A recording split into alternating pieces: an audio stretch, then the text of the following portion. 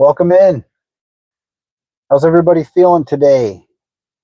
Hope you're feeling good. Hope you're not hungover. Hope you're flourishing in your alcohol-free life.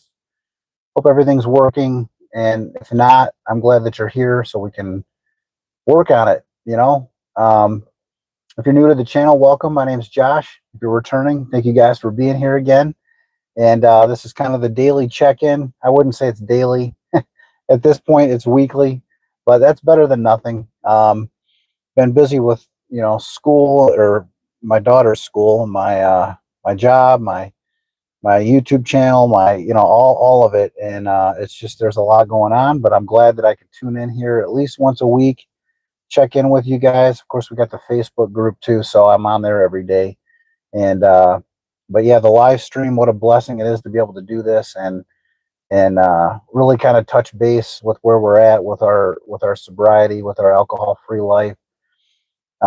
Today, I wanted to talk about something that one of the other members mentioned. It's probably been a couple weeks now, but I jotted it down and made sure I wanted to make sure that I touched base about that, and it was FOMO, and what were my techniques of getting rid of the fear of missing out. Some people that are new to sobriety or haven't really like looked into quit lit and things like that aren't really familiar with what FOMO is. It's fear of missing out.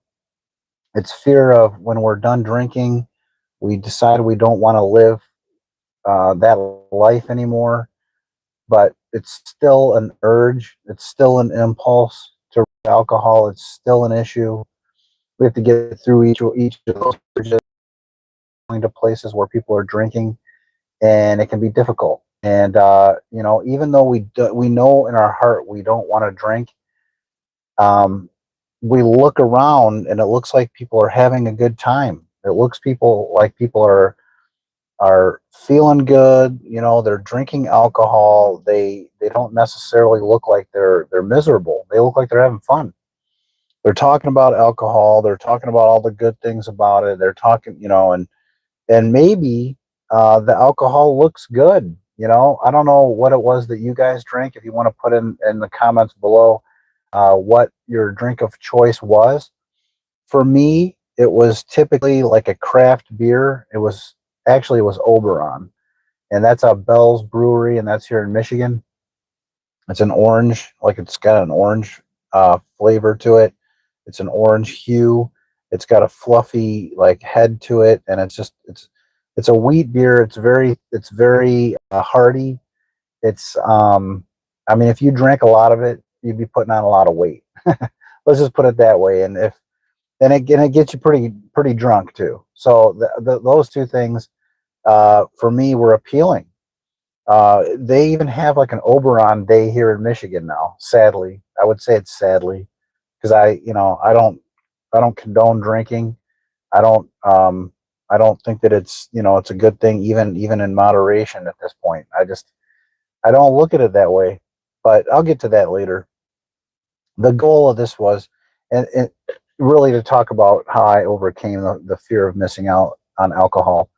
But the other drink I was going to say would be like a bourbon. I was into like Maker's Mark or Jameson whiskey as like a sipper. I mean, yeah, I would do shots of it too, but it was kind of just to enhance the buzz. So those were my two go-to things. Now those were expensive drinks. Um, my regular daily drink was Miller Lite, and that's because for me it was drinkable. It was a flavorful light beer.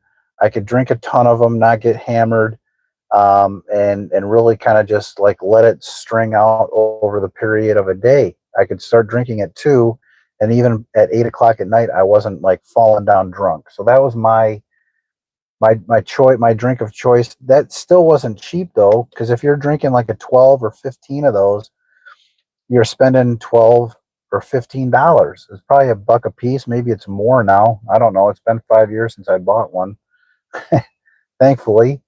Um, but yeah, if that if you can relate to that, to those to drinking all day and glorifying alcohol, and really looking at our society like glorifies alcohol. And when we go to functions and we see people that are drinking and they're having a good time, it's easy to forget, and it's easy to associate the drinking with pleasure.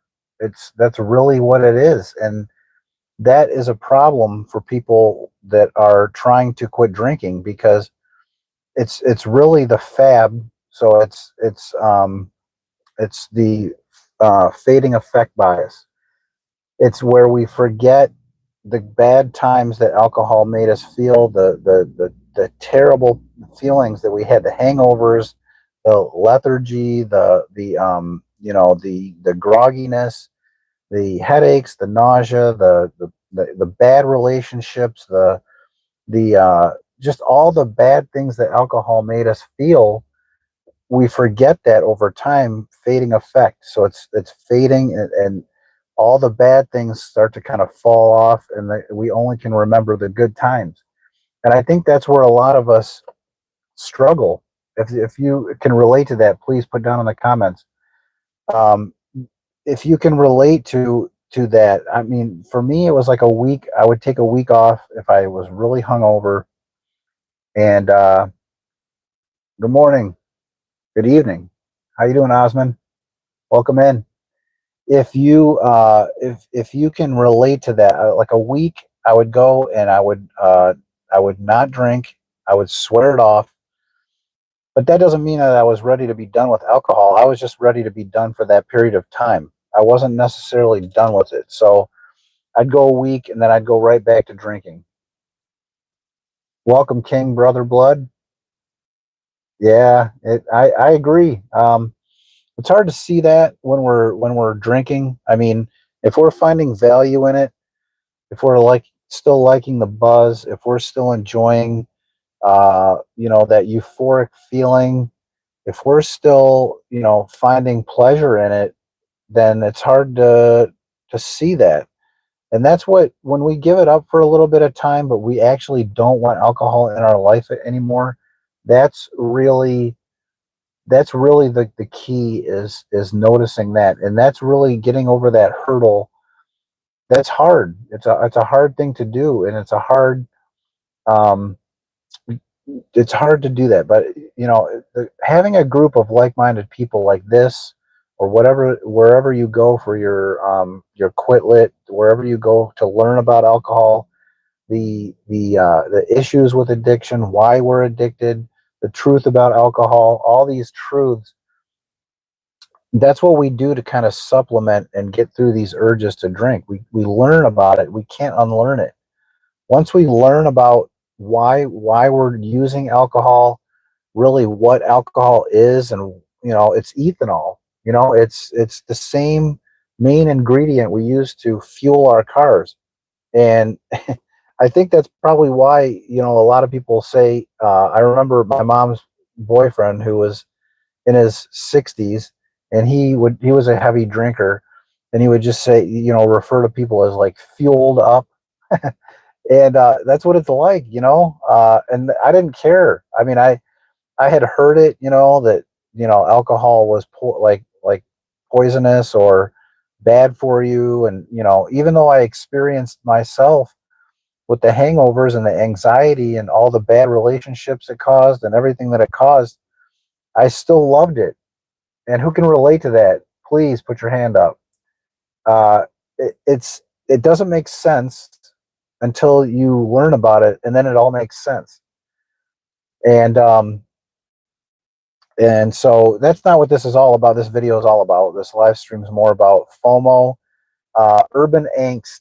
If you're here, I'm glad that you're here, because this video is not for you, but it's because of you. It's because of your comment, urban angst. And he wanted to know about FOMO. Demon Slayer says, I don't want to drink. I hate it. I need it.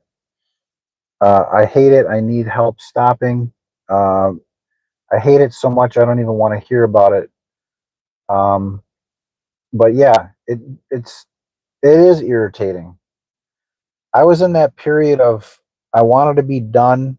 but I wasn't ready to be done because I was still finding value in the buzz.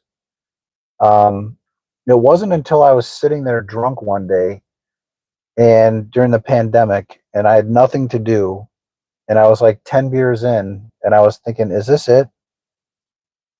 I was kind of projecting, like, what is it going to be like for me sitting in the same spot in 10 years if I'm lucky enough to be sitting in that spot in 10 years or 20 years or like later in my life, in my when I'm older in my 60s, 70s.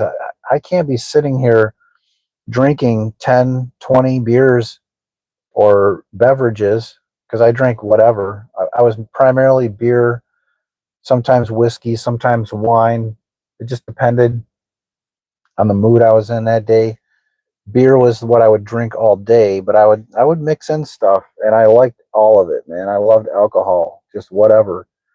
But the more I learn about it, the more I learned about it, um, the more I realized that it's just alcohol that's in there that I want. It's not, they make all these different things, beer, wine, liquor, then they make variants of that, but it's all just alcohol and it's masking what it really is. And we drink it and we crave more.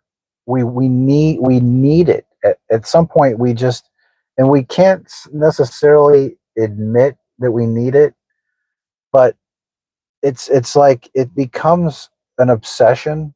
We wake up thinking about alcohol. Maybe we're hungover and we're regretting it. But as the day goes on, we start to forget. We have this like early onset fading effect, and then our brains start to crave it again. And then we're not satisfied till we get it back in our system. And it's a repetitive cycle. It's frustrating. It's annoying. uh, because we can see things deteriorating as we're doing it. Like I said, relationships was a big thing for me, but I knew that my health was deteriorating as well. I mean, I'm getting older. Things are happening anyway, but alcohol accelerates that shit. It makes it to a point where we're all gonna face health things in our life, but man, and one of the things that I really started to look at was, and I'll get to it in a minute. Remind me, Robin Williams. Um, I want to read what Demon Slayer has to say here. Yeah, King. Yeah, meth is bad too. I never did that, but yeah, I can imagine. And I did like the show Breaking Bad, by the way. That show was awesome. But Demon Slayer, the harder I try to quit, the more I drink. Yeah, and 35 pounds overweight. Yeah, it's okay. Where do I start with that? So I would swear off alcohol, and I'm just going to tell you from my experience and also what I've learned over these 5 years, especially early on in the first couple of years when I quit. Um, when I would try to quit, I would, like I said, I would give it a week, but that was because of a hangover. When I quit this time, it was because I really just didn't want to feel like crap anymore. And those other times when I tried to quit, I wasn't really trying, if that makes sense. I was still on the fence and I would forget about how bad alcohol made me feel. I would tune that out and I would only focus on the good stuff. So when we do that and then we swear it off for a week, uh, when we go back to it, it's almost like we feel that guilt and shame and regret and all those things, uh, we feel like a failure. And those are the kinds of things that keep us in addiction. It's that feeling of guilt and shame. And I would do the same thing. I wouldn't drink for a week, and I would say or I'm going to try to control it better now. When I go back to it, I'm going to try to only drink like 8, right? And 8 is still a ton.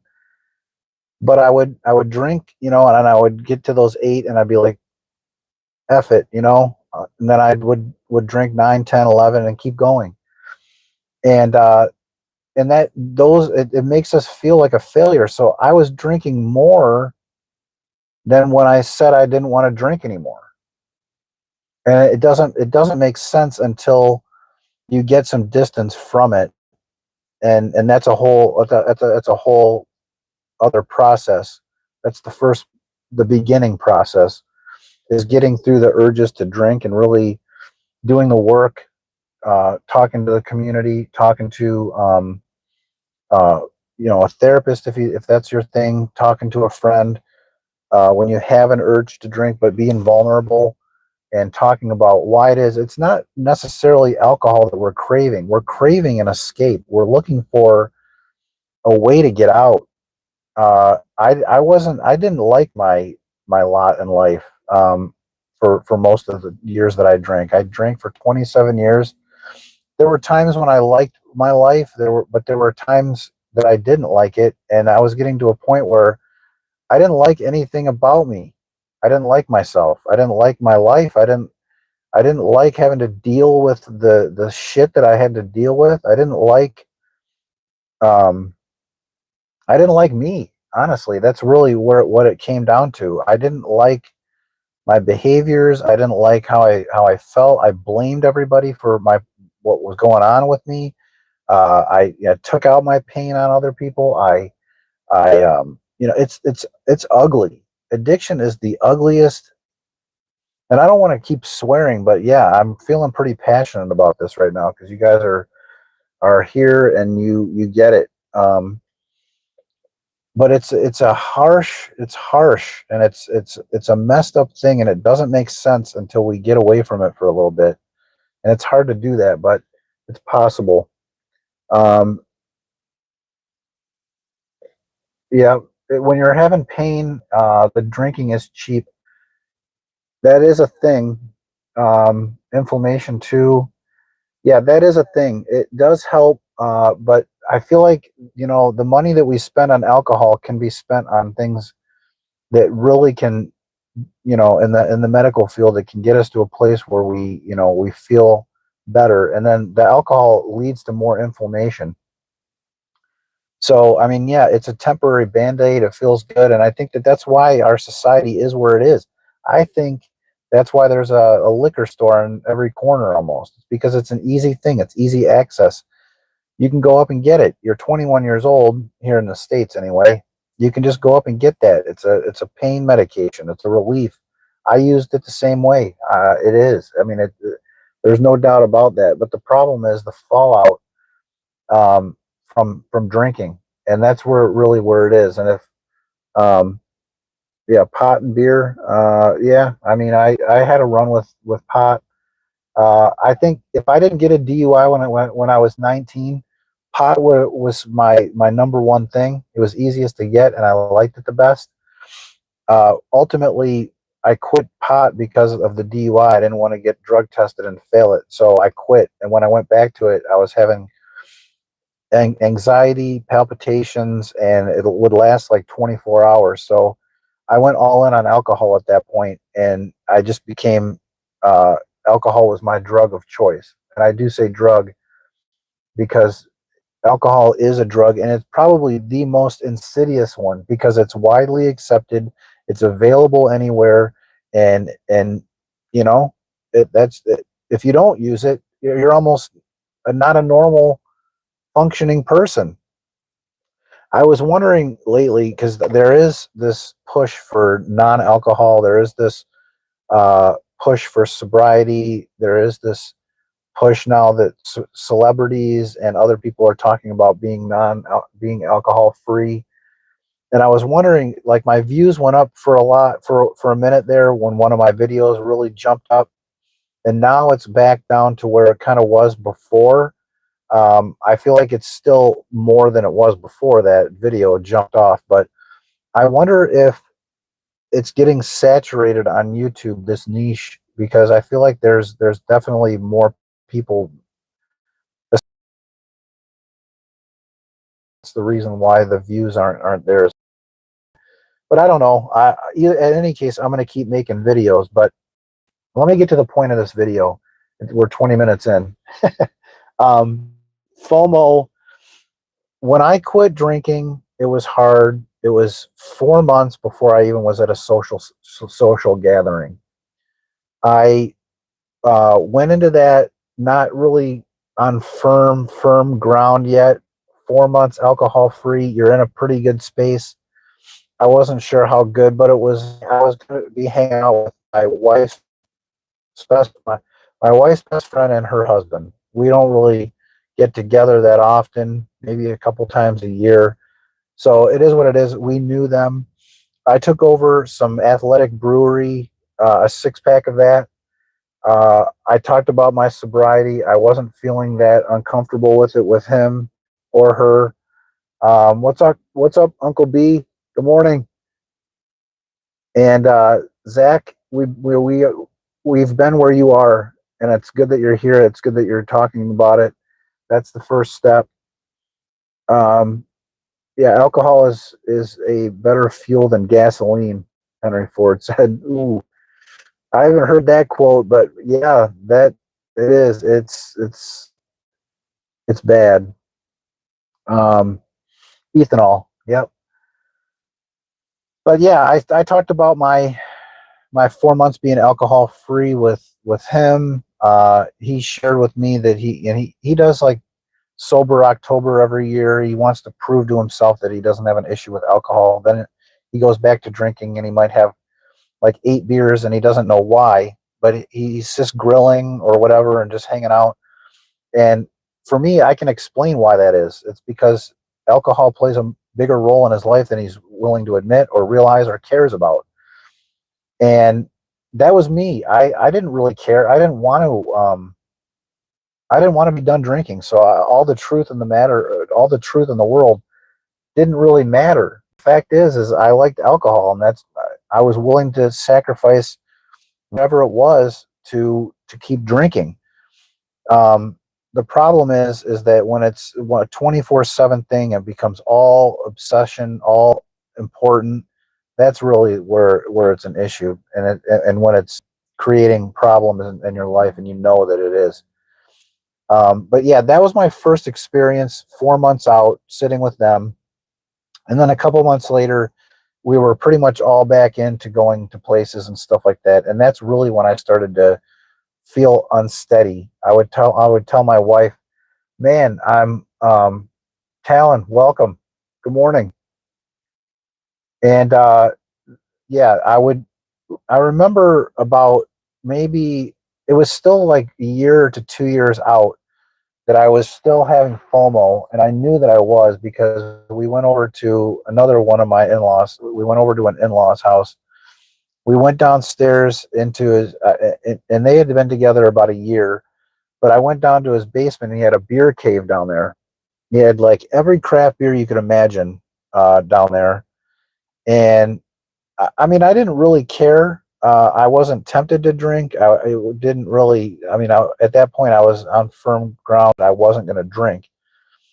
But when we left, I was like, man, it's annoying that I still feel this this pull to even think about alcohol in a good way, like glorifying it at all.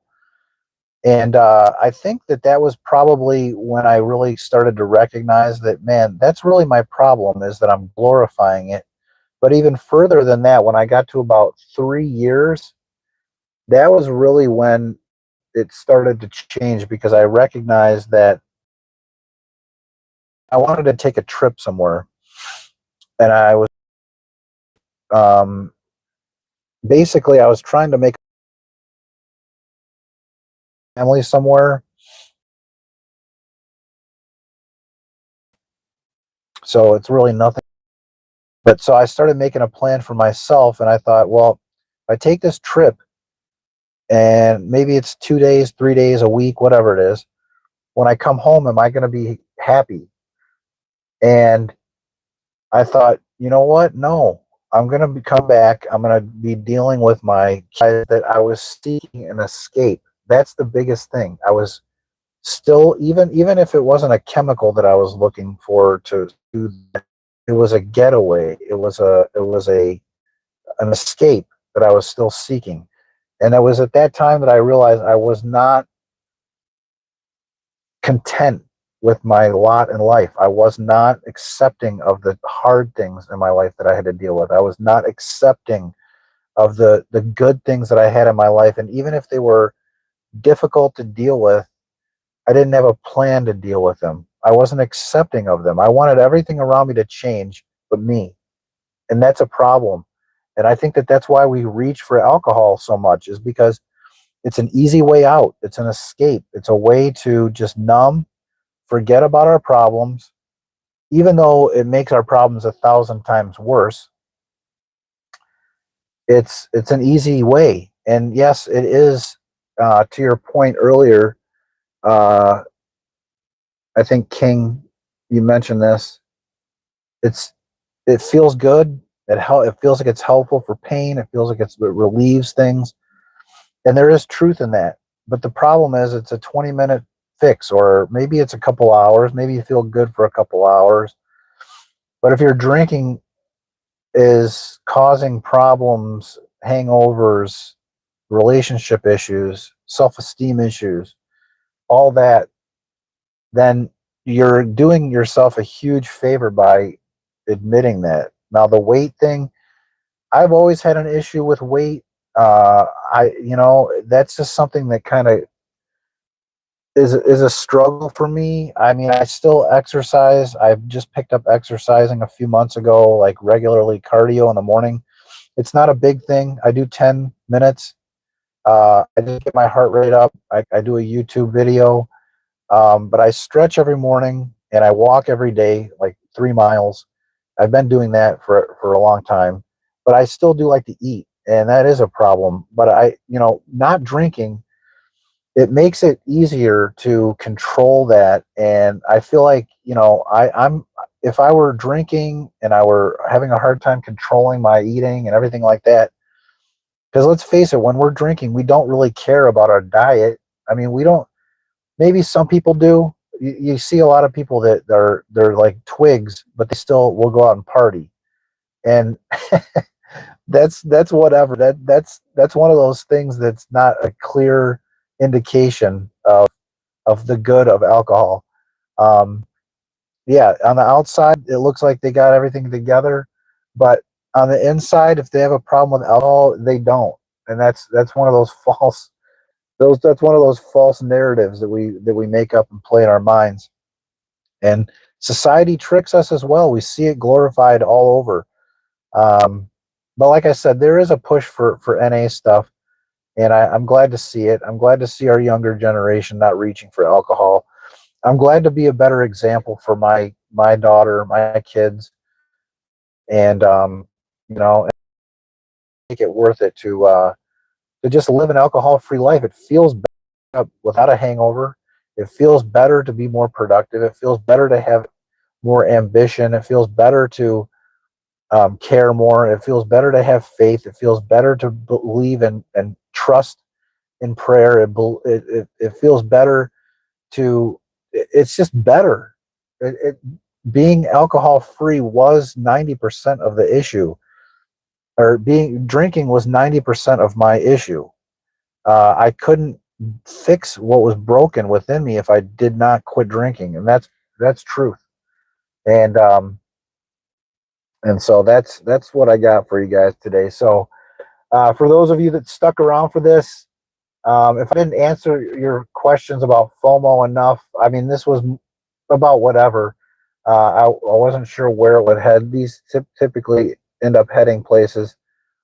Um, I think 7-Eleven still remembers me from 20 years ago. Yeah, there's definitely stores that I go into now.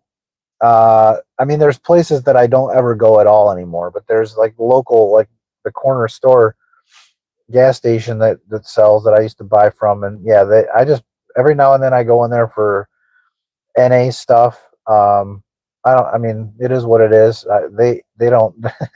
I did used to wonder what would they think, or what do they think that I have a problem with alcohol. But at this point, it doesn't matter. I think it's more accepted now. Like since the pandemic, people, I feel like in general, there are still people that don't take care of themselves. But as a general thing, I feel like a lot of us learned through the pandemic that it's better just to take care of ourselves, and not using alcohol is just one of those things. So, aliens, yeah, I mean, I try not to give that too much thought, but I would say it's possible. I'm a big Twilight Zone fan.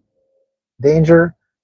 Uh, love the original Twilight Zone. I'll go back and watch one of those episodes or two every now and then, and a lot of that revolved around aliens. A lot of that was believed back then and still being brought up now.